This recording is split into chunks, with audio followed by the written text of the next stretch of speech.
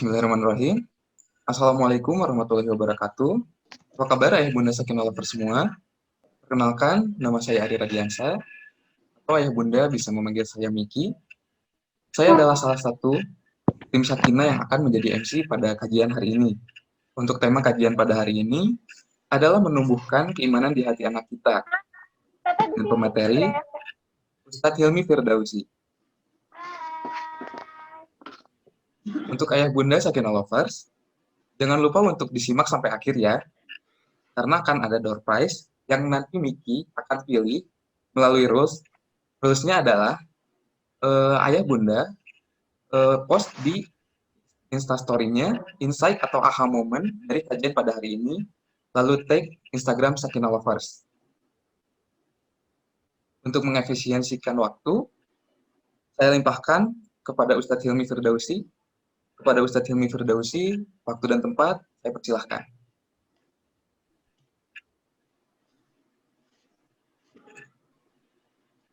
Episode berapa ini? Oh, baru episode 8 ya? Sudah jelas suara saya, admin? Semua jadi penjahat. Jelas, Kang? Oke. Bismillahirrahmanirrahim. Assalamualaikum warahmatullahi wabarakatuh. Waalaikumsalam warahmatullahi wabarakatuh. Alhamdulillahirrahmanirrahim. Wassalatu wassalamu ala asrafil anbiya'i wal mursalin Sayyidina Maulana Muhammadin wa ala alihi wa sahbihi ajma'in. Rabbi shrah li sadri wa yassir li amri wa hlul 'uqdatam min lisani yafqahu qawli, amma ba'd. Ayah bunda yang dirahmati Allah Subhanahu wa taala, alhamdulillah rabbil alamin. Siang hari ini kita bisa berkumpul di majlis ilmu walaupun masih dalam keadaan online. Ya, semoga ayah bunda semua sehat walafiat. Ya, semoga dalam limpahan Allah, rahmat Allah Subhanahu wa taala. Mohon maaf, saya ini titik saya yang ketiga hari ini sejak jam 3 pagi tadi sudah mulai agak low bed sedikit, belum istirahat dari tadi sebelum sahur. Ya, saya izin Mas Admin, saya live Instagram ya. Sudah janji dengan jamaah saya live Instagram. Hari ini tema kita mengangkat tentang menanamkan keimanan pada buah hati kita. Saya mohon kalau berkenan silakan hidupkan kameranya biar saya merasa tidak sendirian di sini, biar saya merasa tidak bicara dengan makhluk gaib ya. Orangnya tolong hidupkan supaya kita bisa berinteraksi nanti. Ya, kalau bisa orangnya langsung, nggak perlu picture-nya. Nah, saya pengen tahu siapa yang hadir, yang menyimak. Karena kata Rasulullah SAW, man kharaja fi talabil ilmi fa huwa fi sabilillah hatta yarji'a. Siapa orang yang keluar rumah untuk menuntut ilmu, maka dia sedang jihad fi sabilillah. Hari ini kita nggak keluar rumah mungkin karena sedang pandemi, namun keluar rumah itu bisa digantikan dengan kesungguhan kita hadir di majlis ilmu supaya digolongkan sebagai sebuah jihad fi sabilillah. Ya, jadi tolong hidupkan kameranya kalau memang bisa, kalau memang enggak ya enggak apa-apa. Baik ayah bunda sekalian yang dirahmati Allah Subhanahu wa taala, teman-teman Instagram yang sudah mulai banyak yang hadir di Instagram, terima kasih. Hari ini kita membahas sebuah tema yang bagus ya menurut saya, karena beberapa tema saya kemarin tentang Ramadan semua, hari ini temanya agak berbeda, tentang bagaimana menumbuhkan keimanan di hati anak-anak kita. Hari ini kita dihadapkan oleh sebuah situasi pandemi, mau anak kita itu hampir semuanya melakukan sekolah secara online ya, atau kita sebut dengan daring gitu ya. Daring ya, dalam jaringan yang kadang-kadang daring itu membuat ibunya menjadi darting ya, darah tinggi. Kenapa? Karena berat sekali memang ternyata mengasuh anak, dalam mendidik anak itu berat ya, nggak gampang, dan akhirnya kita sebagai orang tua sadar bahwa memang guru-guru anak kita di sekolah itu memang bebannya berat. Kita aja ngurus cuma satu anak kadang-kadang darting ya, darah tinggi ya. Apalagi guru yang mengasuh mungkin 25, 30, bahkan 40 anak satu kelas, itu kebayang bagaimana headache-nya mereka ya, bagaimana mereka pusingnya menangani anak-anak kita. Nah, ini teguran buat kita supaya kita lebih respect, lebih hormat kepada guru-guru anak kita karena mereka telah berjuang di sekolah mendidik anak-anak kita. Baik, Bapak Ibu sekalian rahmati Allah Subhanahu wa taala, bagaimana sih cara menanamkan keimanan kepada anak-anak kita? Saya akan mengutip parenting Qur'ani. Ini sebenarnya judulnya parenting Qur'ani. Ya, ini semua ada di dalam Al-Qur'an. Nanti Bapak Ibu silakan dibuka di surah nomor 31. Di surah nomor 31, surah Luqman. Ya, kalau sudah dibuka mushafnya biar kita bisa nyambung, kita bisa ngaji bareng-bareng ya. Surah Luqman sudah dibuka ya. Kita buka nanti dari mulai ayat ke-12-nya. Ya. Ayat ke-12-nya. A'udzubillahi minasyaitonirrajim. Bismillahirrahmanirrahim. Wa laqad atayna Luqmanal hikmata an yashkur lillah. Wa may yashkur fa innama yashkuru li nafsihi wa man kafara fa innallaha ghaniyyun hamid. Ini prolognya sebenarnya. Sebelum masuk ke materi parenting, Allah memberikan prolog. Siapa sih Luqman itu ya? Ya. Wa laqad atayna Luqmanal hikmata, dan sungguh kami telah berikan hikmah kepada Luqman. Siapa Luqman itu? Luqman kata beberapa ahli sejarah, Luqman nama aslinya itu Luqman bin Unaqa bin Sa'dun. Luqman bin Unaqa bin Sa'dun ya. Di dalam kitab Al-Bidayah wan Nihayah dijelaskan bahwa beliau itu adalah seorang tukang kayu dari Habasyi. Tukang kayu dari Habasyi, bukan orang hebat. Tukang kayu dari Habasyi itu negeri di Eropa, negeri sekarang Ethiopia. Tempat asalnya Bilal bin Rabah itu Habasyi, Habasyah ya, Habatus Sauda gitu ya kita kenalnya ya. Itu negeri di Ethiopia di Afrika sana. Jadi Luqman itu adalah seorang tukang kayu yang asalnya dari Habasyi. Nama aslinya Luqman bin Unaqa bin Sa'dun. Allah Subhanahu wa taala ketika mengangkat kisah tidak harus melulu kisah para rasul, para nabi atau para raja ya. Kalau kita kenal Sulaiman itu seorang nabi, rasul dan seorang raja. Begitupun Nabi Daud. Ya, Nabi Yusuf pun sama, itu pada nabi, rasul dan juga seorang raja pemimpin. Tapi ternyata Allah Subhanahu wa taala juga mengangkat kisah dari seorang tukang kayu yang berkulit hitam ya. Kalau Habasyi Ethiopia pasti kulitnya hitam ya. Seorang tukang kayu berkulit hitam tapi mempunyai kebijaksanaan, hikmah, kebijakan ketika beliau mendidik anak-anaknya. Insyaallah tabarakallah. Ya, karena itu disebutnya walaqad ataina Luqmanal hikmata, dan kami telah berikan hikmah kepada Luqman. Anishkur lillah, maka bersyukurlah kepada Allah. Wa may yashkur innama yashkur li nafsihi, dan barang siapa bersyukur kepada Allah maka sesungguhnya dia telah bersyukur kepada dirinya sendiri. Wa man kafara fa innallaha ghaniyyun hamid, dan jika engkau kufur maka sesungguhnya Allah Maha Kaya lagi Maha terpuji. Itu prolognya menyampaikan kepada kita bahwa Allah telah memberikan hikmah pada seorang manusia berkulit hitam legam ya dari Habasyi yang hanya seorang tukang kayu. Gitu ya. Tukang kayu hitam legam tapi Allah kasih hikmah. Apa artinya? Bahwa Allah tidak memandang jenis pekerjaan kita, Allah tidak memandang jenis kulit kita ya, suku, ras dan sebagainya, Allah tidak memandang.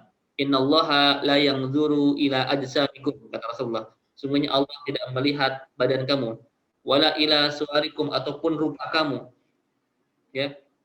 Tapi Allah melihat dari sisi hati kamu dan amal soleh kamu. Kata Rasul demikian. Jadi teman-teman semua jangan khawatir, jangan insecure gitu istilahnya. Ketika antum mohon maaf tidak memiliki paras yang kece gitu ya, atau biasa-biasa aja lah, STD ya standar dan sebagainya. Enggak, Allah tidak melihat itu teman-teman semua. Badannya enggak dilihat. Ya teman-teman semua, akhwat, para ibu, mohon maaf yang mungkin sekarang sudah overweight gara-gara habis melahirkan dan sebagainya, jangan insecure, jangan merasa tidak aman gara-gara bentuk tubuhnya yang berubah. Dulu saya langsing Pak Ustadz sebelum menikah, sekarang kenapa setelah menikah punya anak kok tubuh saya begini? Dulu saya kayak gitar Spanyol tubuh saya, sekarang kayak bass betot gitu ya. Sudah, jangan komplain sama Allah Subhanahu wa taala, karena Allah tidak melihat dari sisi fisiknya, Allah tidak melihat juga dari sisi rupanya. Yang cantik, yang ganteng, atau yang biasa aja itu sama di mata Allah Subhanahu wa taala.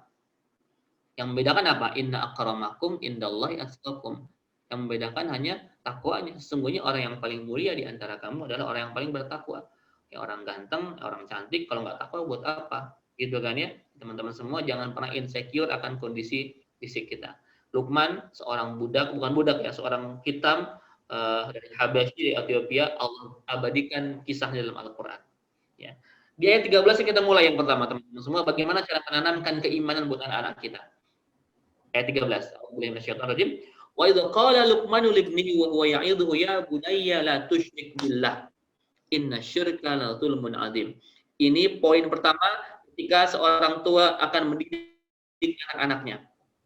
Wa idza qala Luqmanu libnihi, dan ingatlah ketika Luqman berkata kepada anak-anaknya, ya, wa huwa ya'idhu, dan dia memberikan pelajaran kepada anak-anaknya. Ya bunayya la tusyrik billah. Yang pertama, wahai anakku, la tusyrik billah, Janganlah engkau mensekutukan Allah Subhanahu wa taala. Inna syirka la zulmun adzim. Sesungguhnya syirik itu adalah kezoliman, perbuatan dosa yang sangat luar biasa.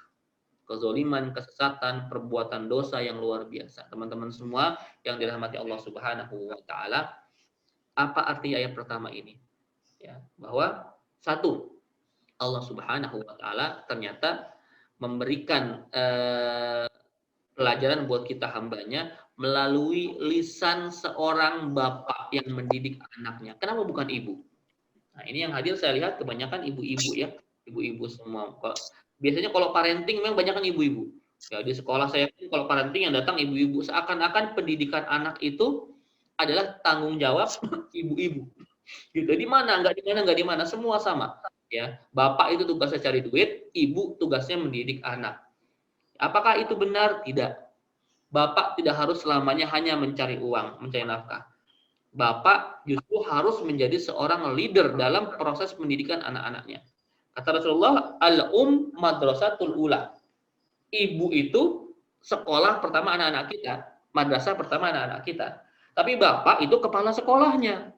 Bapak yang buat rules-nya, kebijakannya, aturannya. Tanpa kebijakan kurikulum yang jelas dari seorang kepala sekolah, sang guru nggak bisa ngajar.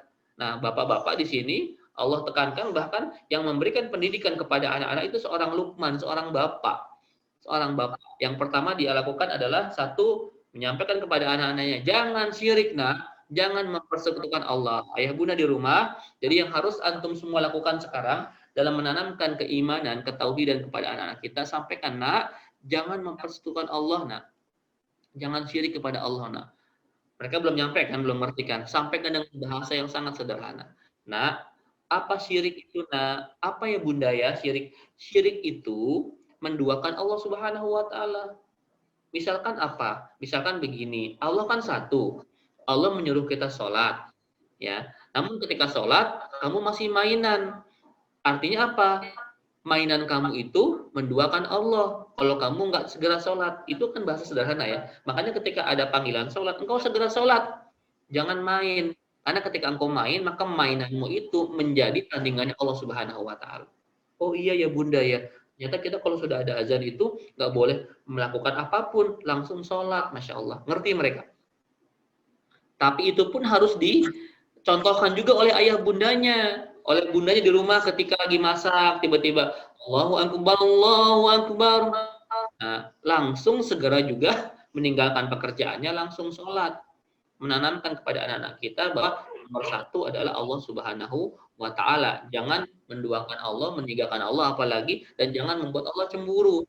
Apa artinya cemburu? Ketika perintah Allah itu kita nomor sekian kan. Ya. Perintah Allah itu langsung kita utamakan. Gitu ya, la tusyrik billah, jangan mempersekutukan Allah, apalagi membuat tandingan-tandingan Allah. Hari ini kita mungkin jarang lah mendapati berhala ya. Kalau zaman dulu kan Tuhannya saingan Allah tuh ada berhala, ada Lata, ada Uzza, ada Manat gitu kan ya. Kalau sekarang mungkin Lata Uzzanya udah nggak ada. Tapi berhala-berhala tandingan Allah itu bentuknya adalah yang kekinian. Apa misalkan HP juga bisa jadi berhala. Ini berhala ini. Ya. HP berhala, pekerjaan berhala. Ya. Ayah-ayah yang hadir hari ini, antum semua mohon maaf, ketika ada panggilan azan dan antum tetap bekerja karena perintah bosnya atau sedang rapat misalkan, ya nggak peduli sama datangnya suara azan, masih tetap rapat, apa artinya bahwa antum menjadikan pekerjaan itu sebagai saingannya Allah Subhanahu wa taala. Ya, teman-teman semua, ketika kita ingin mendidik anak-anak kita, maka berikan contoh kepadanya bahwa nak, jangan menduakan Allah Subhanahu wa taala dengan apapun. Ya, Allah itu maha pencemburu, tidak mau diduakan. Kenapa? Karena syirik itu dosa yang paling besar. Sampaikan. Nah, semua dosa itu Allah ampuni, nak. Kecuali dosanya syirik. Sampaikan ayatnya. Innallaha la yaghfiru ayyushraka bihi. Sungguhnya Allah tidak mengampuni orang-orang yang syirik kepadanya. Wa yaghfiru ma duna dzalika liman yasha. Dan mengampuni dosa di luar itu dengan sekehendaknya. Ya, innallaha la yaghfiru ayyushraka bihi. Allah nggak mengampuni dosa syirik. Nah, ini dosa yang paling berat. Berdoa sama Allah, semoga kita nggak dimatikan dalam keadaan syirik. Nah, karena itu neraka jahanam hukumannya. Wala tamutunna illa wa antum muslimun. Jangan pernah sekali-kali berpikir mati dalam keadaan selain berislam, selain memeluk agama Islam. Nah, ini merupakan sebuah pelajaran tauhid kepada anak-anak kita untuk menjadikan Allah sebagai satu-satunya Tuhan yang patut dia sembah. Mengalahkan segala-galanya, mengalahkan kecintaan terhadap seluruh hal-hal yang dia sukai. Mainan, ya, uang, lalu es krim, mungkin makanan dan sebagainya. Anak kecil kan itu bahasa-bahasanya ya, bukan bahasa-bahasa yang sulit. Kalau orang tua jabatan, pekerjaan, harta, ya tahta, ya istri mungkin atau suami ya. Hati-hati wahai bunda-bunda juga jangan menjadikan suami sebagai tandingan Allah. Ya, gitu ya. Nggak boleh kita menjadikan suami kita sebagai tandingan Allah. Begitupun istri. Nggak boleh ya. Jadi kalau saya suka bercanda sama istri saya ya. Mi, yang ya, manggil sayang, kamu tahu nggak, kamu itu nomor 3 dalam hidupku. Wah, serius? Iya. Yang pertama siapa? Allah Subhanahu Wa Taala. Yang kedua Rasulullah SAW. Yang ketiga baru istri. Bahkan 4 kadang-kadang. Ibu dulu kalau masih ada. Ibu baru istri. Begitu. Jadi teman-teman semua kita berusaha menanamkan perasaan itu kepada anak-anak kita bahwa Allah Subhanahu Wa Taala is number one, nomor 1. La tusyrik billah inna syirka la zulmun azim. 1 ya. Di ayat 13-nya. Itu pendidikan yang wajib antum sampaikan kepada anak. Jangan syirik. Nomor yang selanjutnya. Wa wassaynal insana biwalidayhi hamalathu ummuhu wahnan ala wahnin wa fisaluhu. Dan kami wasiatkan kepada manusia untuk berbuat baik kepada kedua orang tuanya. Hamalathu ummuhu wahnan ala wahnin. Ibunya yang telah mengandungnya wahnan ala wahnin. Susah bertambah susah. Ya. Wahnan ala wahnin itu makin susah, makin sakit. Ya, tiap bulan makin tua kandungannya, usia kandungannya makin sakit. Ya, silakan ibu-ibu, bunda-bunda yang di sini merasakan bagaimana sakitnya, bagaimana enggak nyamannya ketika ibu-ibu sedang hamil, apalagi hamil tua. Kalau antum kan admin, siapa sih namanya antum? Mas admin. Siapa namanya? Ari, Kang. Adi. Ari. Ari ya, Kang Ari ya. Kang Ari kita kan nggak pernah hamil ya, Kang Ari ya. Antum pernah hamil nggak pernah kan? Ya. Cowok-cowok di sini nggak ada yang pernah hamil gitu ya. Nah, kita nggak merasakan bagaimana repotnya seorang bunda yang sedang hamil, ya. Ketika apalagi sudah hamil tua, perutnya sudah membesar, mohon maaf, ya itu serba salah. Kalau kata istri gitu, serba salah. Mau celentang salah, ya. Mau miring salah, kanan kiri salah gitu ya. Mau tengkurap nggak mungkin gitu ya. Terus kita bawa tuh perut kita yang gede itu kemana aja, mandi kita bawa, buang air kita bawa, masak kita bawa, segala macam kita bawa. Itu dilakukan selama 9 bulan. Dan ketika puncaknya nanti akan mendekati proses persalinan, maka itu wahnan ala wahnin. Sakit bertambah sakit. Dan puncaknya adalah ketika melahirkan, itu adalah jihadnya seorang wanita, bertaruh antara hidup dan mati ketika melahirkan anak-anak. Karena itu, kata Allah Subhanahu wa taala, wa wassayna insana biwalidayhi hamalathu ummuhu wahnan ala wahnin wa fisaluhu, dan menyapinya gitu ya. Bunda itu sudah sakit bertambah sakit plus menyapinya fi amaini selama 2 tahun. Ya. Kita disuruh berbuat baik kepada orang tua kita, terutama kepada bunda kita yang telah mengandung kita 9 bulan, susah bertambah susah dan menyapi kita selama 2 tahun, teman-teman semua. Ibu di sini. Jadi pendidikan kedua setelah la tusyrik billah adalah birrul walidain. Ya, berbakti kepada kedua orang tua, dan ditekankan di sini bahasanya dengan ibu. Hamalathu ummuhu wahnan ala wahnin. Ibu kita yang telah mengandung kita 9 bulan wahnan ala wahnin. Ya teman-teman semua, artinya bahwa setelah Allah itu orang tua. Ajarkan ke anak-anak kita, nak, kewajiban kedua setelah tidak menyekutukan Allah adalah berbakti kepada ayah bunda, nak. Haram hukumnya durhaka kepada ayah bunda. Bukan untuk ayah bunda saja, tapi untuk kamu, nak. Kenapa? Karena ketika kamu ingin sukses, kamu harus mendapatkan ridho orang tua nomor 1. Kata Rasulullah, nak, ridallahu fi ridhol walidain, wa suhtullahu fi suhtil walidain. Ridha Allah itu tergantung ridhonya orang tua. Dan murkanya Allah tergantung murkanya orang tua, teman-teman semua. Sampaikan ke anak-anak kita demikian supaya apa? Supaya mereka respect, hormat sama orang tuanya. Hormat bukan karena takut. Bukan karena takut nggak dikasih uang jajan, bukan karena takut galaknya orang tua, bukan, tapi memang karena ini adalah kewajiban dari Allah Subhanahu wa taala. Ya. Ayat selanjutnya setelah berbakti ini ada sebuah rules, ada sebuah prosedur bagaimana kalau orang tua kita menyuruh kita berbuat yang nggak bagus. Wa in jahadaka ala an tusyrika bima laisa laka bihi ilmun fala tuti'huma, ya. Jika keduanya memaksamu untuk menyekutukan Allah, orang tua kita nyuruh kita untuk musyrik, untuk menyekutukan Allah atau berbuat maksiat lah ya. Ya, janganlah engkau dan engkau nggak tahu tentang itu, nggak punya ilmu tentang itu, fala tuti'huma, maka jangan hati keduanya. Wasahibhuma fid dunya ma'rufa, tapi tetap pergaulilah orang tuamu di dunia dengan baik. Ini petunjuk Allah Subhanahu wa taala ketika ada orang tua yang memaksa anaknya untuk berbuat salah ya, berbuat syirik atau berbuat maksiat, ada orang tua nyuruh anaknya murtad misalkan, atau nyuruh anaknya melepas jilbab, atau nyuruh anaknya berbuat maksiat, maka anak itu berhak untuk tidak taat. Wala tuti'huma, maka jangan engkau mentaati keduanya. Namun wasahibhuma fid dunya ma'rufa, tapi tetaplah pergauli kedua orang tuamu di dunia ma'rufa dengan baik. Gitu ya. Nah, saya punya teman ya, beberapa orang yang punya orang tua masih Nasrani. Ya, masih berbeda agama dengan kita. Tetap pergauli di dunia dengan baik walaupun beda agama dengan kita. Tapi kalau masalah akidah, masalah syariah, kita tidak boleh tawar-menawar gitu ya. Nggak boleh lakukan dihukum, waliyadin. Orang tua kita berbeda dengan kita, nggak masalah. Ya, silakan ambil terus doakan. Doakan ya Allah, beri hidayah dan taufik kepada orang tuaku ya Allah. Aku ingin mereka sebelum meninggal dunianya memeluk agamamu ya Allah supaya nanti bisa berkumpul bersama-sama di surga. Itu kan keinginan kita terbesar ketika kita pengen orang tua kita masuk surga bareng-bareng sama kita. Ya. Sampai Rasulullah SAW itu pernah menangis ya. Beliau itu kan ayahnya meninggal dunia ketika di kandungannya. Ketika beliau di kandungan. Beliau itu dipelihara oleh pamannya Abu Thalib yang sudah dianggap sebagai ayahnya sendiri. Ya, orang yang melindungi dakwahnya, orang yang membantu dakwahnya sehingga bisa tidak diintervensi sama orang-orang kafir Quraisy gitu ya. Kalau nggak ada beliau mungkin dakwah sudah selesai. Ya, ketika beliau meninggal dunia, sebelum meninggalnya Rasul bilang gini, wahai pamanku atau wahai ini Abi, wahai Abi, ucapkanlah syahadat. Asyhadu an la ilaha illallah wa asyhadu anna Muhammadar Rasulullah. Karena dengan satu kalimat ini bisa menjadi hujah buatku di akhirat nanti untuk membelamu di hadapan Allah Subhanahu wa taala.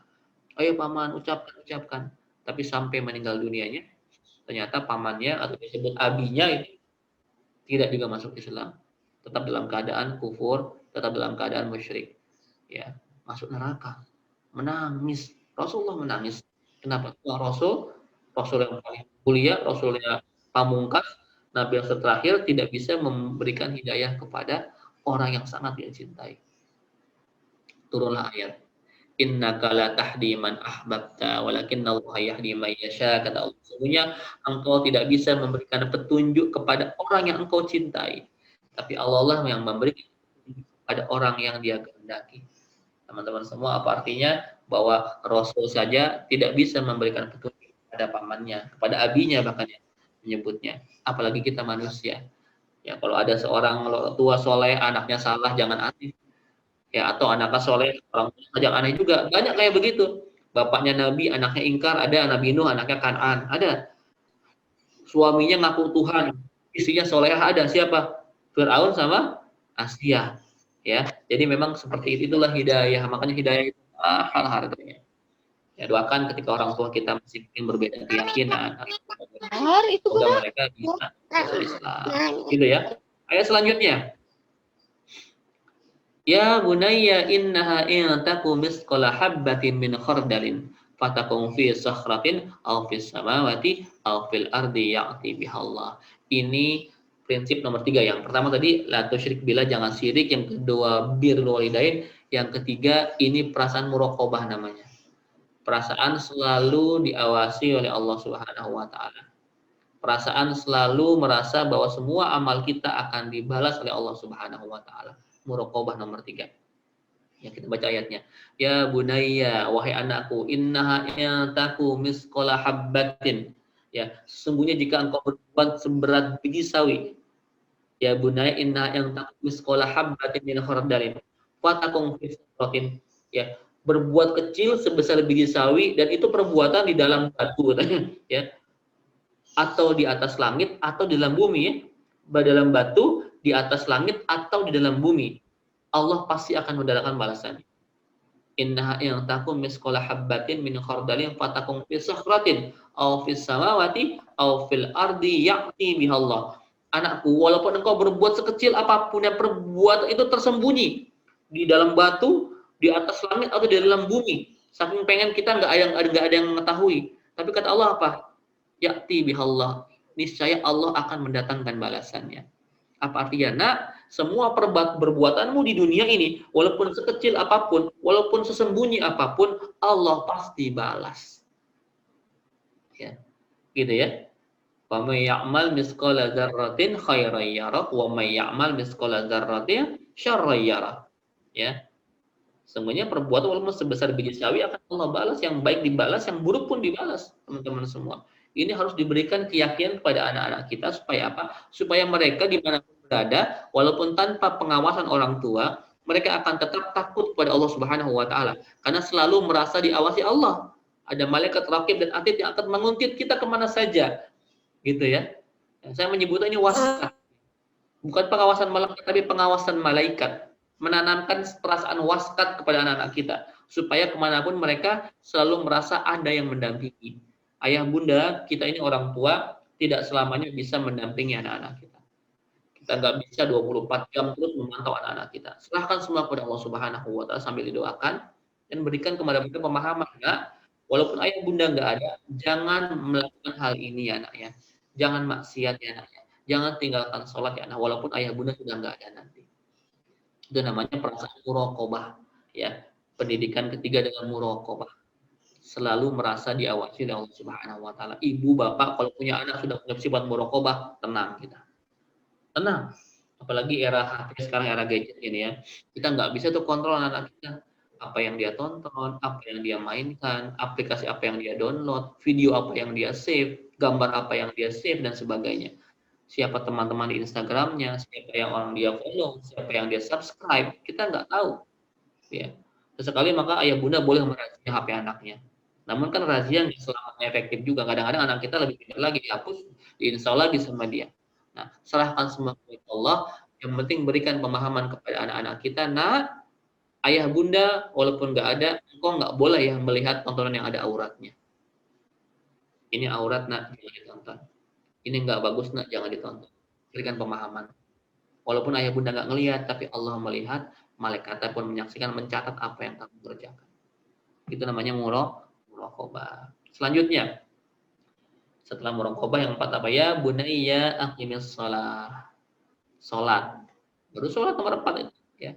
Setelah la tusyrik billah, birrul walidain, muraqabah, aqimis shalah. Dirikanlah salat. Nah, ayah bunda sampai dengan anak-anak dimanapun kamu berada, jangan pernah tinggalkan salat. Kenapa? Karena ibadah pertama yang Allah hisab itu salat. Awwalu ma yuhasabu bihil abdi yaumal qiyamah as-shalah, kata Rasulullah SAW. Ya, salat ya. Salat wa'mur bil ma'ruf wa nahy 'anil munkar. Setelah salat apa? Amar ma'ruf nahi mungkar ternyata. Ya. Mengajak kepada kebaikan dan menolak kepada kemungkaran. Ini penting teman-teman semua. Hari ini orang-orang mengajak amar ma'ruf saja, tapi melupakan nahi mungkar. Sampaikan ke anak-anak kita, nah, amar ma'ruf nahi mungkar. Ya. Lalu apa lagi?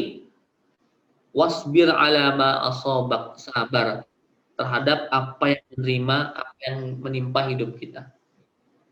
Salat, amar ma'ruf nahi mungkar, sabar. Ini semua berkaitan teman-teman semua. Ini pendidikan buat anak-anak kita. Hari ini anak-anak kita banyak nggak sabar. Kenapa? Gara-gara sering main gadget. Ya. HP ini, internet ini dalam sebuah survei yang membuat emosi anak kita nggak stabil.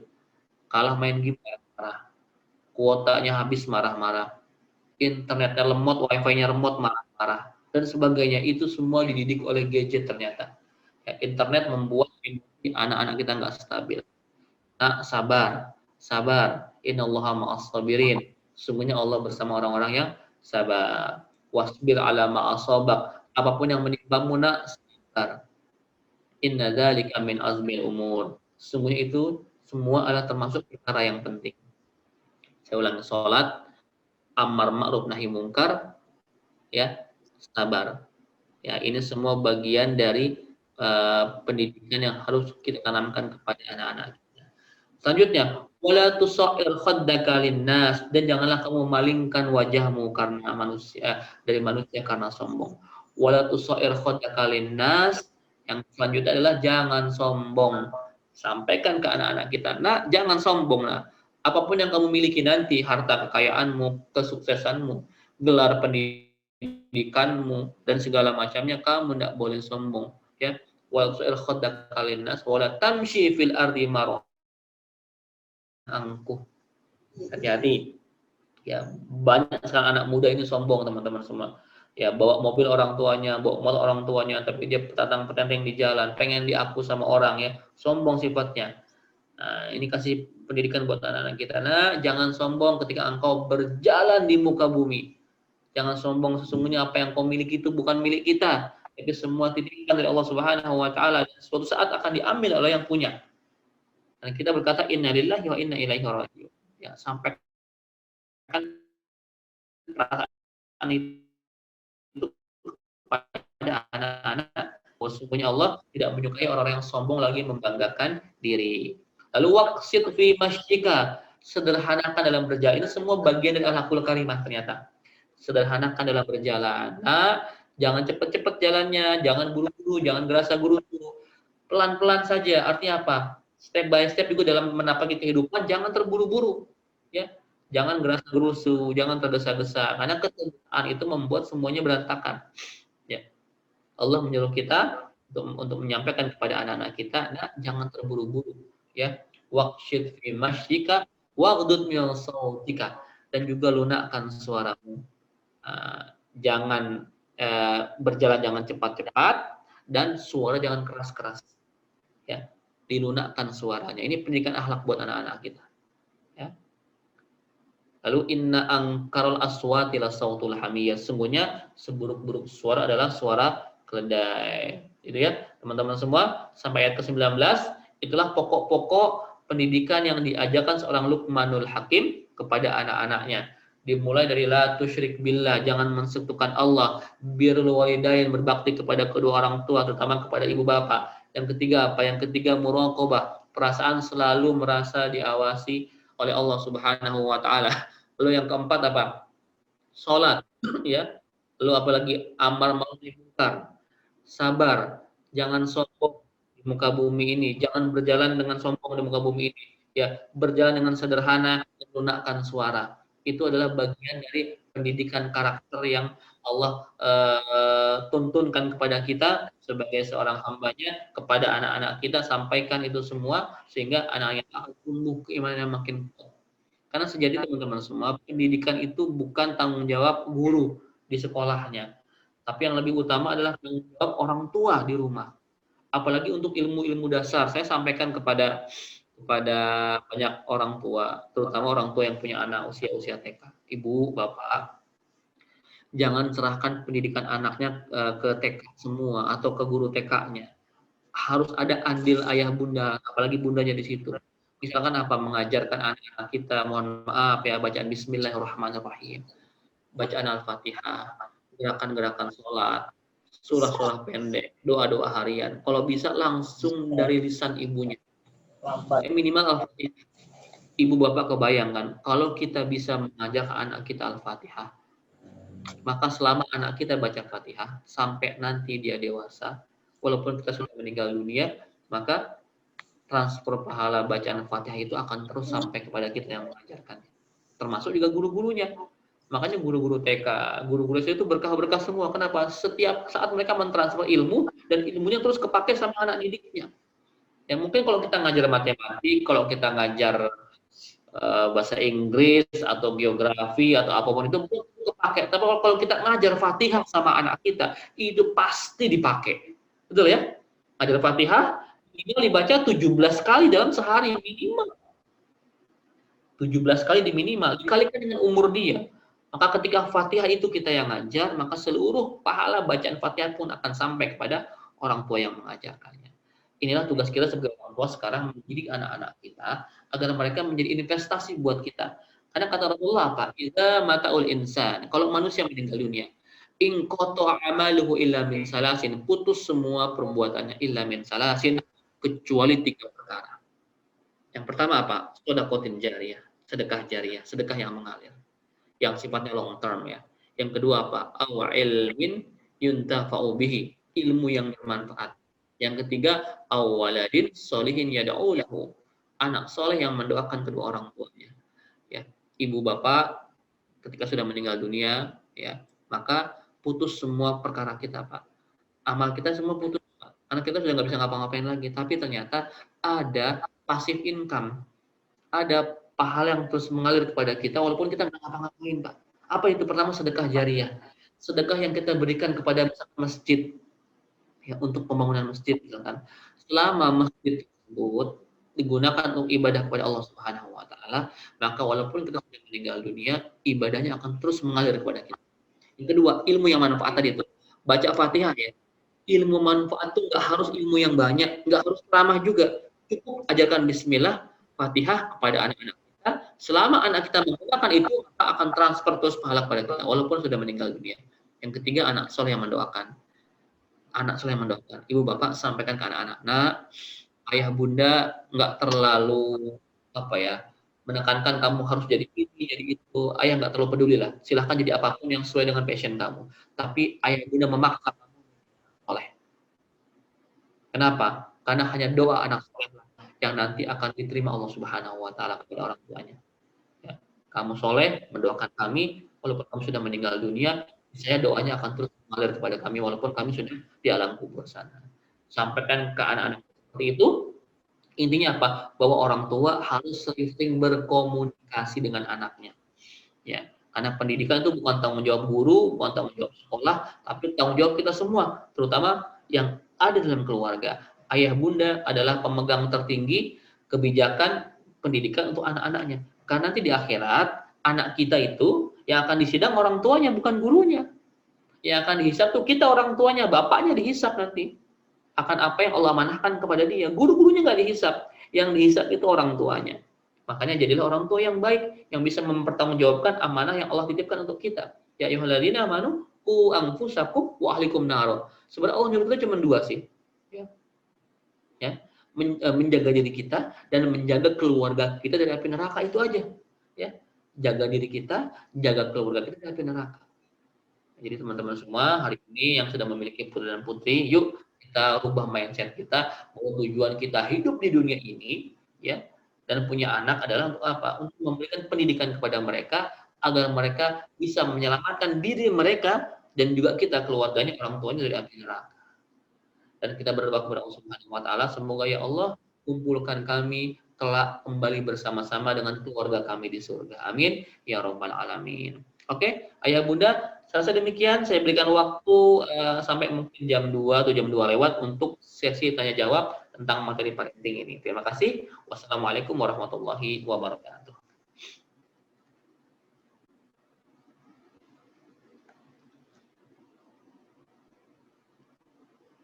Silakan.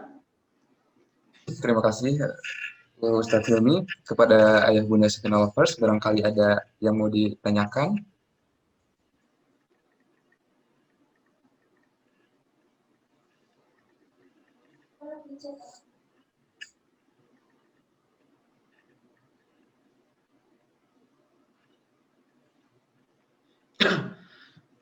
Sebelum ada pertanyaan, saya baru menerbitkan buku baru ini, Mas Ari. Ini buku judulnya Paten. Pak Sutri keren ya, ada di belakang semuanya. Ini baru launching kemarin, alhamdulillah. Sudah banyak juga yang request yang membeli. Ini isinya tentang rumah tangga, ada parenting di sini, ada tentang rumah tangga, ada tentang, tapi bahasanya ringan sekali, bahasanya penuh dengan humor, banyak ilustrasi kartunnya. Jadi bukan buku berat, buku santai, buku ringan yang dibaca 1-2 jam kelar insya Allah ya, kalau memang tekun membacanya. Ini silahkan diperoleh. Nanti saya akan berikan nomor adminnya, atau bisa langsung minta tolong ke Cinta Quran ya, yang mau beli buku ini, karena belum ada di Gramedia. Di Gramedia mungkin 2 hari ke depan baru ada di Gramedia dan Gunung Agung, insya Allah 1-2 hari ke depan. Ini baru launching kemarin. Silahkan miliki buku pertama. Tadi pagi saya kajian offline, saya bawa buku sekian puluh, habis alhamdulillah ya. Kalau beli langsung insya Allah dapat tanda tangan gitu ya. Baik, silahkan kalau mau membeli buku ini, Paten judulnya ya, teman-teman semua. Terima kasih.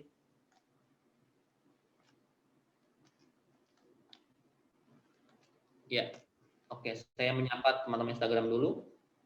Oke, terima kasih teman-teman sudah bergabung. Oke. Oke, pembelian buku.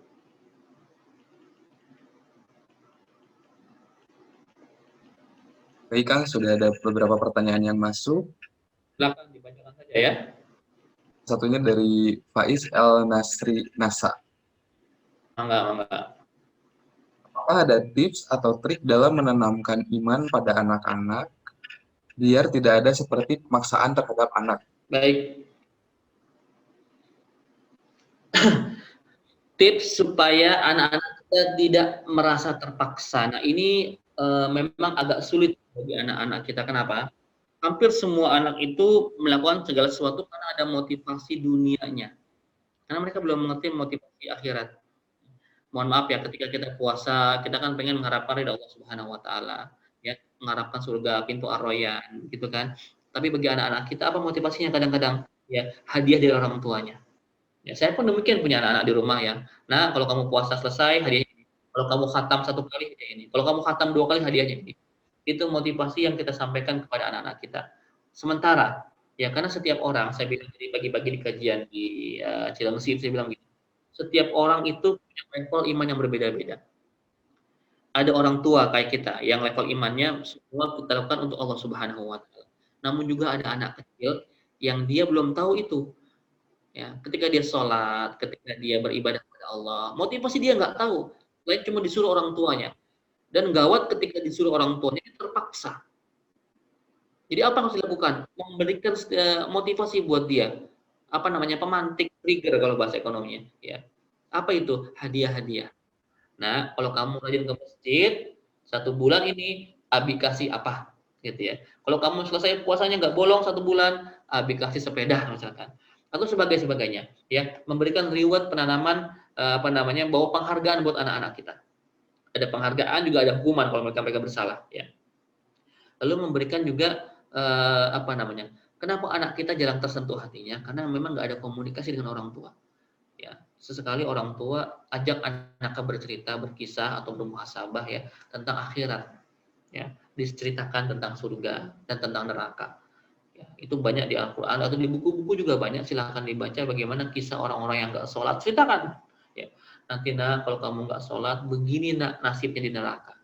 Nanti nak kalau kamu maksiat, begini nak. Bagi yang akhwat mungkin nak, kalau kamu nggak nutup aurat, nanti kamu begini nak nasibnya di akhirat. Sampaikan kayak begitu, ya, sesuai dengan apa yang ada di Quran dan di hadis, supaya anak-anak kita, oh iya ya. Ya. Karena mohon maaf ya, sering memaksa pun nggak bagus sebenarnya. Ya, sering memaksa, apalagi sampai membentak, apalagi sampai mengancam itu nggak bagus. Sekali boleh dilakukan, tapi nggak boleh keseringan.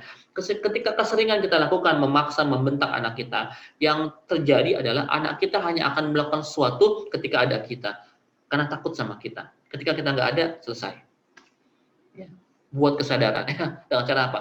Memberikan penghargaan dan sering berkomunikasi aktif dengan anak-anak kita. Ya. Dan pelan-pelan. Yang terakhir apa? Doa. Doa orang tua mengajak, mendoakan semoga hati anak-anak kita luluh. Ya. Didoakan tiap malam. Apa? Rabbi habli minas sholihin. Rabbi habli minas sholihin. Rabbi habli minas sholihin. Rabbana hablana min azwajina wa dzurriyyatina qurrata a'yun waj'alna lil muttaqina imama. Terus berulang-ulang setiap malam di sepertiga malam, insyaallah anak-anak kita pelan-pelan hati juga akan berubah. Dan yang utama juga apa teman-teman? Ketika anak kita ini agak keras, kita suka bilang gini, ayah bunda coba sesekali muhasabah. Pernah nggak memberikan makanan yang haram buat anak-anaknya? Ya. Kalau pernah istighfar, taubat, jangan diulangin. Ketika kita memberi harta yang haram buat anak-anak kita, lalu dibelanjakan, dibuatkan makanan, dimakan sama anak-anak kita, maka akan tumbuh darah dagingnya, membentuk perilakunya menjadi keras, susah dibilangin, melawan orang tua, ya nggak nurut buat sholat, malas buat ngaji dan sebagainya. Itu akibat dari yang haram. Jadi sekarang jauhkan makanan haram dari anak-anak kita supaya hatinya itu nggak keras lagi. Gitu, Mas Ari. Lanjutkan, terima kasih. Baik, Kang. Ada pertanyaan selanjutnya, Kang, dari Ari Marali. Assalamualaikum Ustadz, mau menanyakan, apabila seorang anak sudah terlanjur memiliki sifat yang tidak bertanggung jawab, apakah itu juga kesalahan didik dari orang tua? Bagaimana solusi bagi orang tua untuk bisa mengajarkan sifat tanggung jawab kepada anak tersebut. Iya. Bagus ya ketika orang tua punya rasa bersalah ya, karena sejujurnya teman-teman semua, ketika ada anak yang memang nggak bertanggung jawab ataupun secara sikap kurang baik, itu mungkin sebagian besar adalah kesalahan didik dari orang tuanya, ataupun dia pernah melihat orang tuanya melakukan suatu hal yang dia tiru seperti itu. Orang tua saya aja boleh kayak begitu, kenapa saya tidak? Gitu ya. Kalau sudah terlanjur bagaimana? Bangga aja terlambat untuk mendidik anak-anak kita. Panggil anak kita, diskusi sama anak. Sampaikan ke anak kita, kalau kamu berbuat sikap ini, ayah bunda ini sakit loh, nak. Ayah bunda ini bersalah sekali ketika kamu melakukan banyak maksiat. Dan yang paling penting, nak, ketika kamu berbuat maksiat, nggak tanggung jawab dan sebagainya, kamu nanti ayah bunda akan disidang di hadapan Allah. Jadi berusaha untuk menanamkan kepada anak-anak kita ketika mereka berbuat yang nggak bagus gitu ya. Sampai karena kalau kamu berbuat kayak begini, kalau kamu berbuat yang seperti ini, nanti dosanya itu jadi akan ngalir kepada ayah dan bunda. Ya, jadi mereka, ya Allah, kasihan ya kalau aku berbuat nggak bagus, nanti ayah bunda itu kena dosa. Karena anakku, kalau kalian berbuat kebaikan pun, kalau belum balik, itu pahalanya nyampe juga ke ayah bunda. Kamu sholat, kamu sampai ke ayah bunda. Begitupun kalau dosa, kalau kamu berbuat dosa, ayah bunda pun kena. Dan dimintai pertanggungjawaban Allah Subhanahu Wa Taala. Kalau kamu masih sayang sama ayah bunda, jangan berbuat yang aneh-aneh ya. Seperti itu. Komunikasi dua arah dengan anak kita. Supaya mereka merasa, iya ya, aku sayang sama ayah bunda. Aku nggak mau nanti ayah bunda disiksa gara-gara aku. Yang penting apa? Kita ikhtiar terus dan doakan Bapak Ibu sekalian. Apapun yang terjadi sama anak kita itu adalah semuanya bisa dirubah dengan doa-doa orang tuanya. Dengan doa-doa orang tua soleh. Insya Allah kita setiap hari munajat sama Allah Subhanahu Wa Taala. Ya Allah, gerakkan hati anakku. Ya Allah, jadikan dia anak yang soleh, yang bertanggung jawab, cinta sama agama, yang sama Al-Quran dan sebagainya. Doa di situ. Karena doa orang tua yang soleh insya Allah mustajab. Baik, itu Mas Ari. Silakan dilanjut. Baik, Kang. Pertanyaan selanjutnya ada dari Rahmimu Hidin. Bismillah, Ustadz Afwan. Ada rekomendasi buku kurikulum pendidikan anak ketika di rumah, bermain dan belajarnya? Terima kasih. Yeah. Saya ada buku sebentar, tapi ini saya lupa judulnya. Parenting Nabawi kalau nggak salah. Ya. Buku Parenting Nabawi tebal segini. Saya juga nanti mungkin bisa. Itu kalau nggak salah judulnya itu Parenting Nabawi. Sudah ada terjemahan Indonesia bagus itu. Ya, buku kita waktu bahasa Arab, dia terjemahkan ke bahasa Indonesia. Parenting Nabawi itu parenting ala Nabi SAW, yaitu ya. Jadi yang penting apa orang tua sekalian, teman-teman. Kadang-kadang kita ini males, ikut parenting males. Dan lupa sekarang teman-teman. Kita harus ikut parenting. Apa artinya? Karena pendidikan yang dilakukan orang tua kita zaman dulu, sekarang itu kan beda. Setiap zaman cara mendidiknya berbeda. Nah, cara mendidik orang tua kita dulu kita jangan diterapkan kita kepada anak kita, karena sudah berbeda zamannya. Zaman dulu kita nggak kenal masalah gadget dan sebagainya. Sekarang sudah gitu. Nah, ini semuanya berbeda. Makanya dimana kita belajar bersama-sama, menggali bersama-sama semua aspek permasalahan anak-anak kita. Anak kesini makin kompleks. Ya, ada anak kecanduan gadget. Ya, kenapa kita dari kecil kita kasih gadget sama orang tuanya? Anaknya nggak mau diam, nangis kasih HP untuk tenang. Akhirnya dia kecanduan. Salah siapa ya? Salah orang tuanya. Kenapa gampang putus asa? Kenapa gampang ngasih HP ke anak? Ujung-ujungnya ketergantungan, kecanduan, adiktif. Jadi udah kecanduan, lalu sama kita. Nah, itu kan semua kita harus belajar intinya. Ya, semua harus belajar. Masya Allah ya. Karena kalau yang hadir ini banyak bapak juga, yang nggak hanya ibu-ibunya. Kita belajar terus ya, supaya apa? Supaya kita ini nggak kalah sama anak ini dan nggak dibohongin sama anak. Gitu. Ya, makanya saya bilang ke bapak ibu harus jangan gaptek. Ngerti HP, ngerti teknologi. Karena kadang-kadang kalau bapak ibunya gaptek itu gampang dibohongin sama anaknya. Sedangkan hari ini setengah pergaulan anak kita itu bahkan di dunia maya, bahkan mungkin lebih sekarang ya. Daring ini mungkin 80-90% anak kita itu gaulnya di dunia maya. dengan temannya dunia maya, main di dunia maya, belajar pun dunia maya. Kalau bapak ibunya nggak ngerti masalah itu, ya kita akan kebobolan, ya akan kecurian dan kecolongan.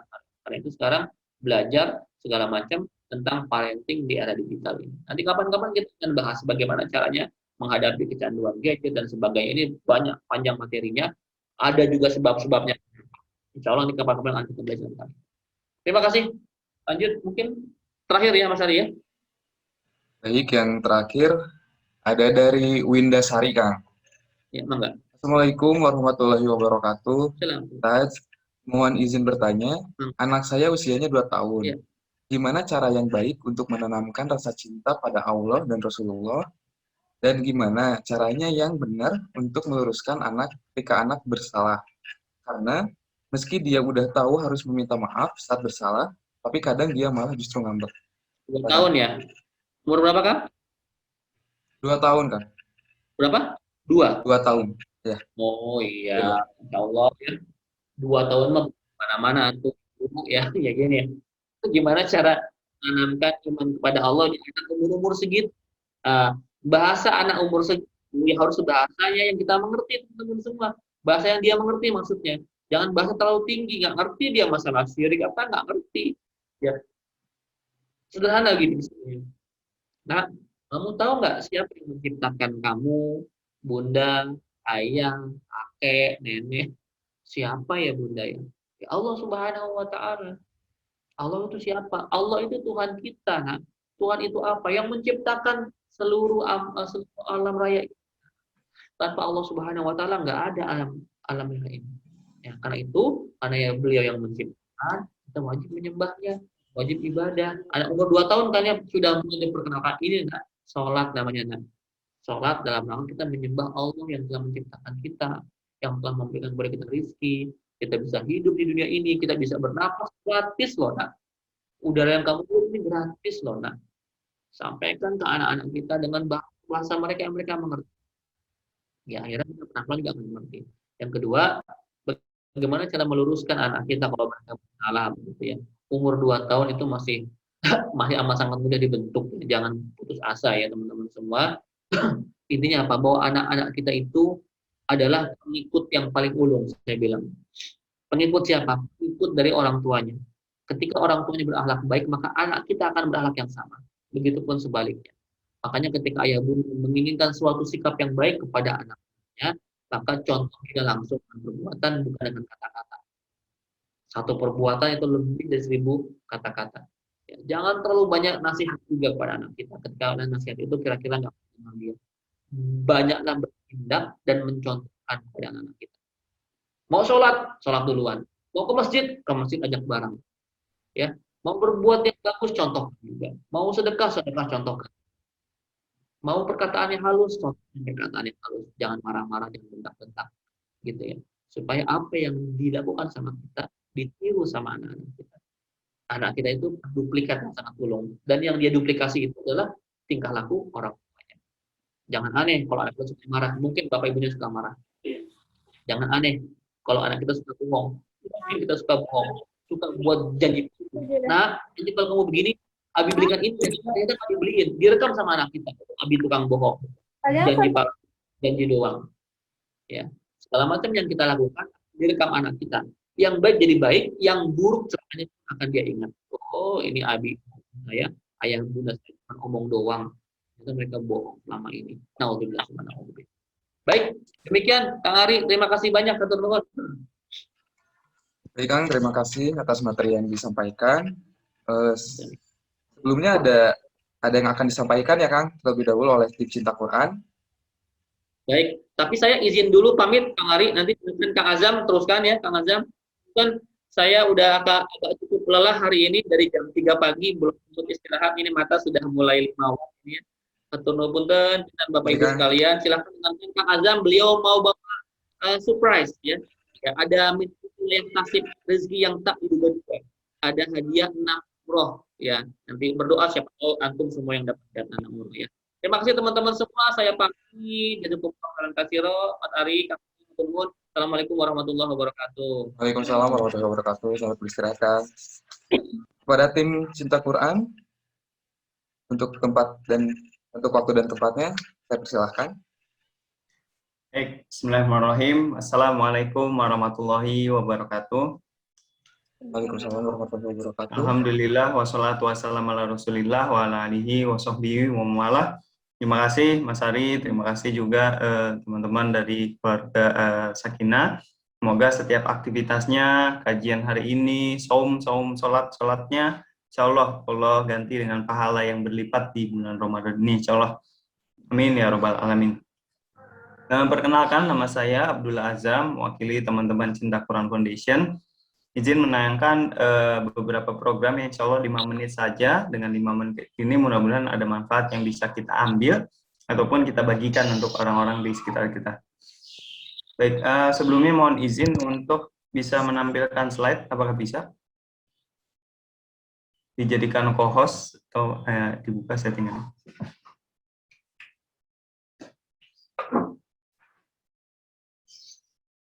Oke. Baik, silakan Kang.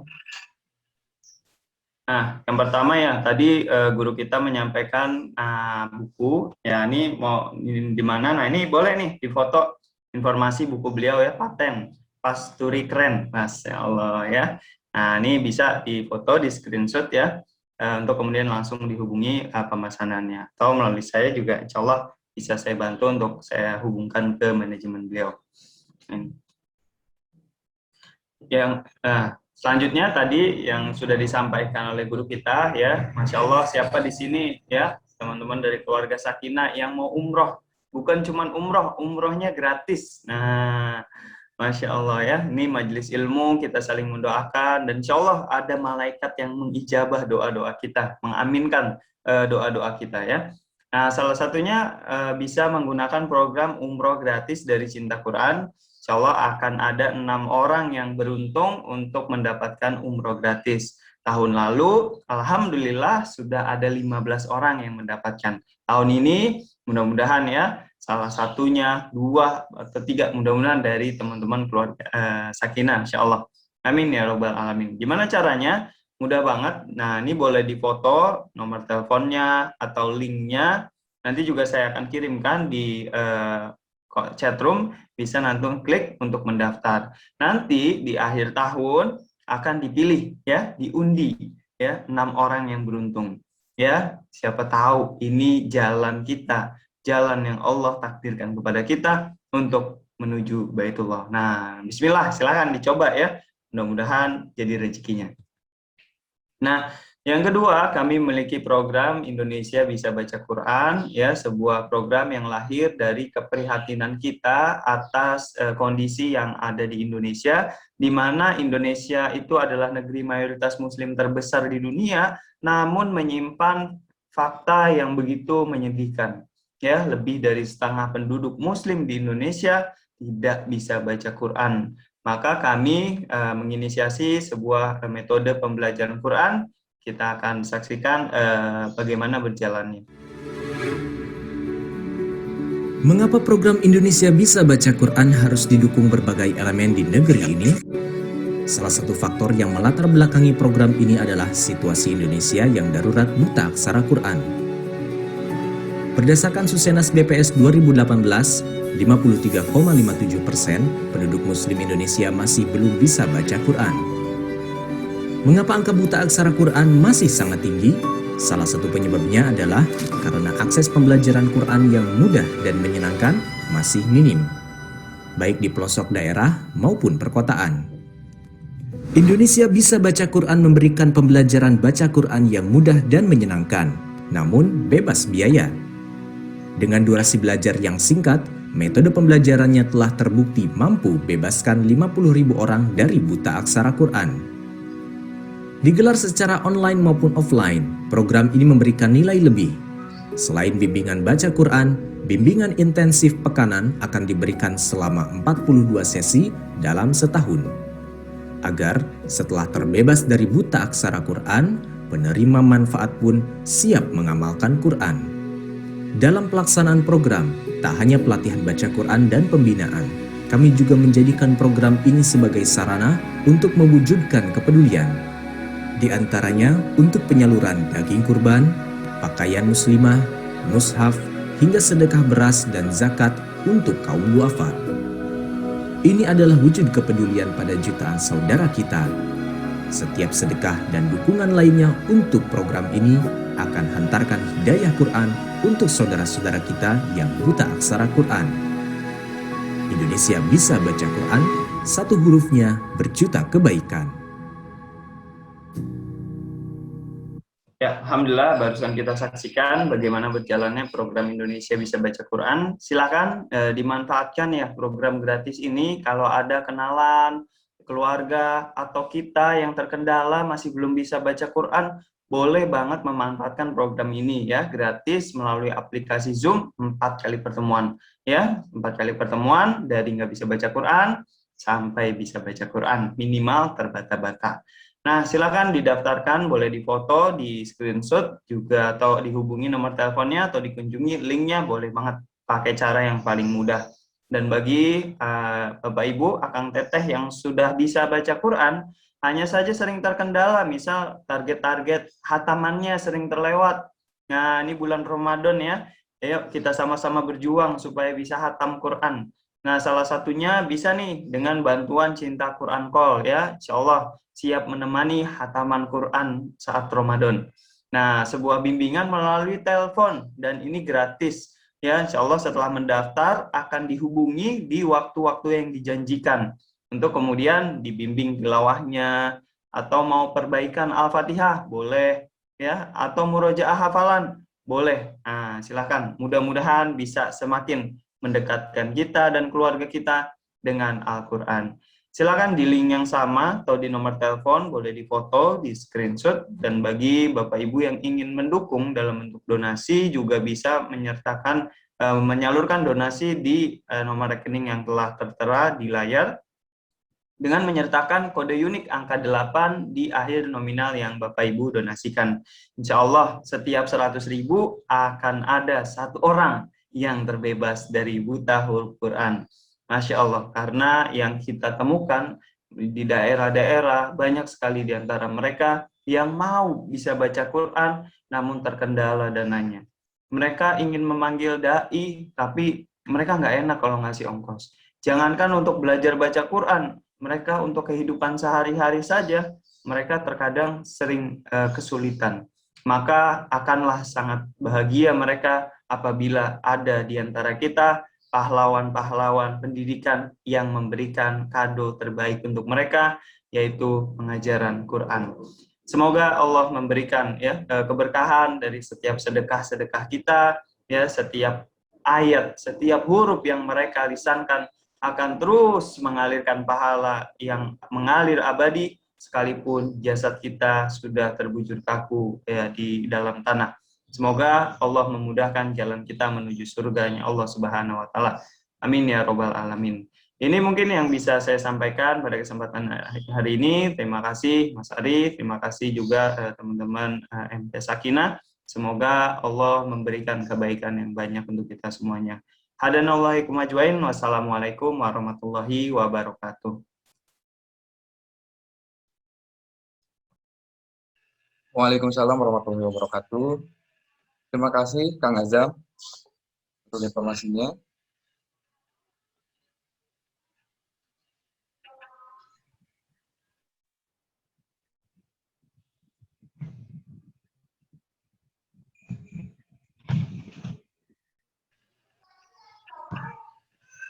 Alhamdulillah, insya Allah saya izin menyampaikan ya. Tadi sebelum Kang Azam, kita sudah membahas tentang kisah Luqman ya oleh Ustadz Hilmi. Tadi Ustadz Hilmi cerita kalau Luqman cerita jangan mensekutukan Allah. Dan hamdalahnya ada buku Sakinah yang memudahkan pesan dari Luqman tersebut. Itu di antaranya ada buku yang Maha Menciptakan dan juga syahadat pada Allah. Bagi ayah bunda Sakinah Waqf semua yang ingin punya buku tersebut bisa didapatkan di Ranger Sakinah ya.